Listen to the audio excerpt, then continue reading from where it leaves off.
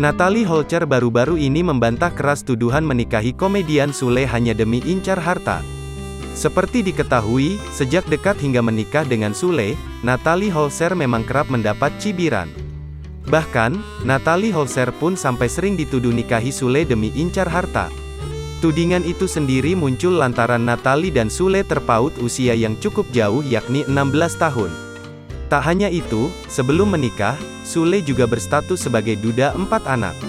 Sule sendiri juga diketahui berstatus sebagai komedian tersohor di tanah air yang memiliki harta melimpah ruah. Oleh karena itu, Natalie pun kerap dituding hanya ingin menikmati harta kekayaan Sule. Tampar keras tuduhan netizen, baru-baru ini Natalie Holcher membuktikan bahwa dirinya juga kerja keras memenuhi kebutuhannya sendiri. Hal itu diungkap Natalie dalam kanal YouTube Melanie Ricardo pada Senin, tanggal 27 Juni tahun 2022. Di unggahan itu, Natalie curhat soal rumah tangganya dengan Sule. Diakui ibu sambung putri Delina ini, ia begitu sering dituduh menikahi Sule hanya demi harta. Sebenarnya banyak netizen yang bilang, banyak banget, lu nikah sama Sule karena hartanya doang lu, pasti ujar Natalie.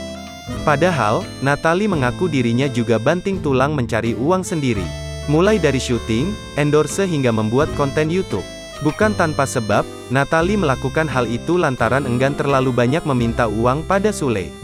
Bukan untuk membenarkan diri sendiri ya, aku ini juga ngonten juga di YouTube aku sendiri karena gak mau banyak meminta sama suami gitu loh, ungkap Natalie.